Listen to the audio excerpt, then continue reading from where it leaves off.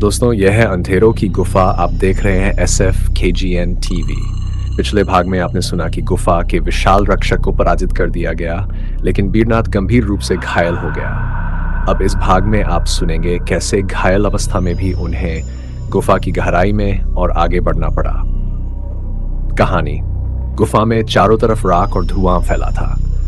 रक्षक की चीख के बाद फैली खामोशी इतनी गहरी थी कि हर किसी का दिल उसकी गूंज सुन रहा था।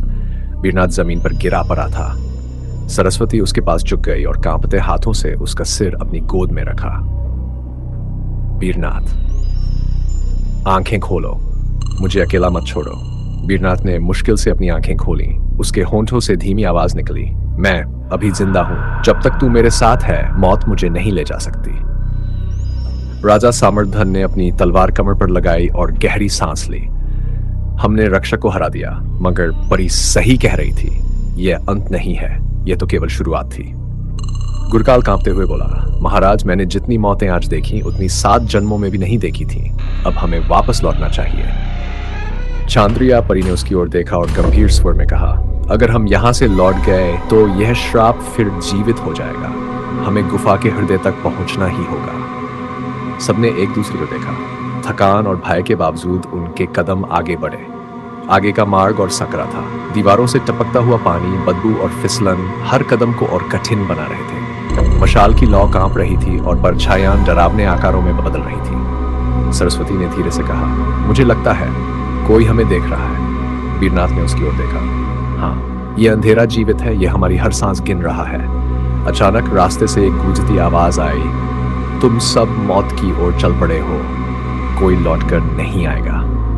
गुफा का अंधेरा और गहरा हो गया। ऐसा लग रहा था मानो पूरी धरती उनके नीचे से खिसकने लगी हो। अंधेरा गाढ़ा होता जा रहा था और हर कदम पर मौत का एहसास गहरा रहा था। वीरनाथ घायल था, लेकिन सरस्वती का हाथ पकड़कर चल रहा था। उसकी आंखों में थकान थी, मगर हिम्मत बुझी नहीं थी। अचानक छत से पानी की बूंदें गिरने लगीं। हर बूंद के गिरते ही गुफा में अजीब गूंज उठती, जैसे किसी लोहे की घंटी बज रही हो। गुरकाल कांपते हुए पीछे हट गया। ये आवाजें, ये हमें निगल जाएंगी। राजा सामर्थन ने तलवार कसकर पकड़ी और बोला, अगर ये गुफा हमें डराने के लिए जिंदा है तो हमें और मजबूत बनना होगा। थोड़ी ही दूर पर रास्ता 2 भागों में बंट गया। एक ओर गहरी खाई, दूसरी ओर गाढ़ा अंधेरा। वे अंधेरे वाले रास्ते पर बढ़े। दीवारों पर खून जैसी लाल लकीरें चमकने लगीं। उनमें से अजीब ऊर्जा फूट रही थी। वीरनाथ ने जैसे ही हाथ बढ़ाया, दीवार कांपी और उसमें से एक विशाल प्राणी बाहर निकल आया। वह आधा इंसान और आधा पशु था।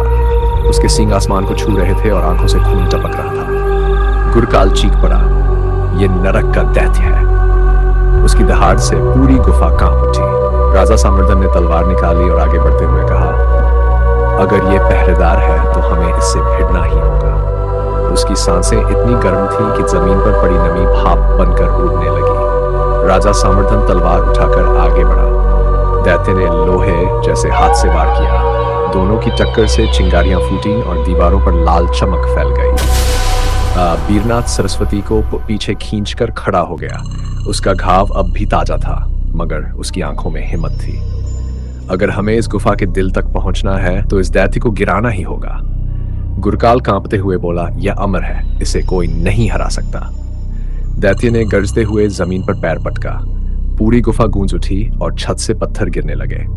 सरस्वती ने डरते हुए वीरनाथ का हाथ थाम लिया। उसकी आवाज कांप रही थी, अगर यह पहरेदार है तो आगे और भी बड़े खतरे हमारा इंतजार कर रहे हैं। चांद्रिया परी ने छड़ी उठाई।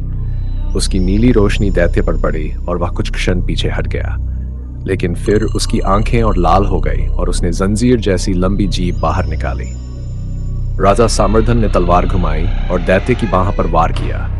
बाह से काला धुआं निकला, मगर घाव तुरंत भर गया। परी ने धीमे स्वर में कहा, यह साधारण प्राणी नहीं, यह श्राप का दूसरा पहरेदार है, इसे हराना मुश्किल होगा। दैत्य ने अपनी पूरी ताकत से दहाड़ लगाई। आवाज इतनी गहरी थी कि सबके कान सुन हो गए। वीरनाथ ने खून से भीगे हाथ से पत्थर उठाया और गुस्से से दैत्य पर फेंका। पत्थर धुएं में बदल गया। गुरकाल चिल्लाया, हम सब बर्बाद हो गए। राजा सामर्थन ने तलवार कसकर पकड़ी और आगे बढ़ते हुए गर्जा, नहीं, यह हमारी आखिरी सांस तक की लड़ाई होगी। गुफा के भीतर दैत्य और इंसानों की जंग और भयंकर हो गई। राजा सामर्धन की तलवार बार बार दैत्य पर वार करती, मगर हर घाव काले धुएं से भरकर फिर से जुट जाता। वीरनाथ सरस्वती को बचाते हुए पीछे हटता रहा, लेकिन उसका दिल क्रोध से जल रहा था। अगर यह श्राप का दूसरा पहरेदार है तो इसे हराना ही होगा, वरना सरस्वती और हम सब यहाँ मर जाएंगे। दैत्य ने अपनी जीभ जंजीर की तरह लपकाई और दीवार को तोड़ दिया। पत्थरों के गिरने से रास्ता बंद होने लगा। गुरकाल चीख पड़ा, अब हम फंस गए, ये गुफा हमें जिंदा दफना देगी। सरस्वती की आंखों में आंसू थे। उसने प्रार्थना की तरह हाथ जोड़कर कहा, अगर मेरे लिए यह श्राप बना है तो मैं इसकी बलि खुद दूंगी, लेकिन बाकी सबको बच जाना चाहिए। वीरनाथ ने उसकी कलाई पकड़ ली और गुस्से से बोला, नहीं, तू मेरी जान है, तेरे बिना मैं कुछ नहीं। चाहे इस दैत्य को मारना असंभव हो, पर मैं कोशिश करना नहीं छोड़ूंगा। चांद्रिया परी ने छड़ी उठाई। उसकी चमक पूरे गुफा में फैल गई। इसके शरीर पर वार बेकार है, इसका असली दिल कहीं और छिपा है। जब तक उसे नष्ट नहीं किया जाएगा, यह जीवित रहेगा। राजा सामर्धन गरजा, तो हमें उसका दिल खोजना होगा। दैत्य ने दहाड़ लगाई और उसकी लाल आंखों से आग की बौछार निकली। दीवारों पर उकेरे गए मंत्र लाल होकर चमकने लगे। गुफा और भी कांपने लगी। वीरनाथ ने अपनी आखिरी ताकत जुटाकर तलवार उठाई। उसके भीतर एक अनजान ऊर्जा भर रही थी, मानो सरस्वती के आंसू उसकी आत्मा को शक्ति दे रहे हो। उसने चिल्लाकर कहा, अगर तेरी अमरता श्राप है तो आज ये श्राप टूटेगा। गुफा की गहराई अब युद्धभूमि बन चुकी थी। दैत्य की दहाड़ से दीवारें कांप रही थीं और हर पत्थर मानो डर से कराह रहा था। राजा सामर्धन तलवार घुमाते रहे, लेकिन दैत्य बार बार जीवित हो जाता।